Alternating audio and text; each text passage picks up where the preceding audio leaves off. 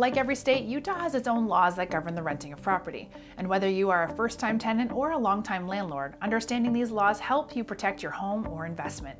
We're eForms, the world's largest online database of fillable legal forms. In this video, we'll address when Utah rental laws come into play, things Utah does differently from other states, and the basics of the state's eviction process. To begin, let's look at how Utah's rental laws work. As in other states, the rental laws discussed in this video come from Utah's state legislature and various state agencies. But if there is a question about your lease, the laws should not be your first stop. It should be the written lease agreement. A lease agreement is a contract between the landlord and tenant, and in most cases, its terms will determine what rights or obligations a landlord or tenant has. The state's rental laws help determine what kinds of things the lease agreement can do, even if the landlord and tenant both sign the lease agreement. There are some terms the state won't enforce.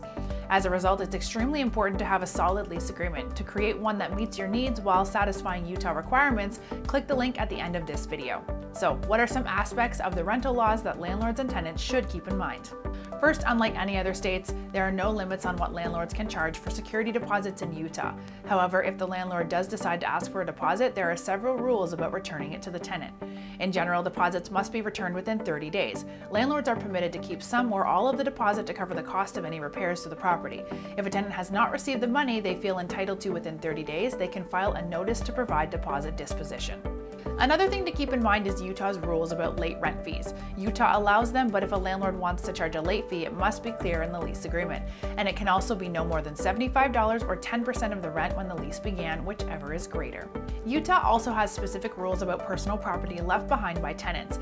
In general, if a landlord finds things in a dwelling after the tenant has left, the landlord should store them and notify the tenant, both with a note on the property and a letter mailed to the tenant's new address if available. Landlords must store the property for 15 days with an additional 15 days required if the tenant suffered illness, family emergency, or was the victim of domestic violence. Landlords may recover the cost of storing the items from the tenant. Utah's rental laws also govern the eviction process.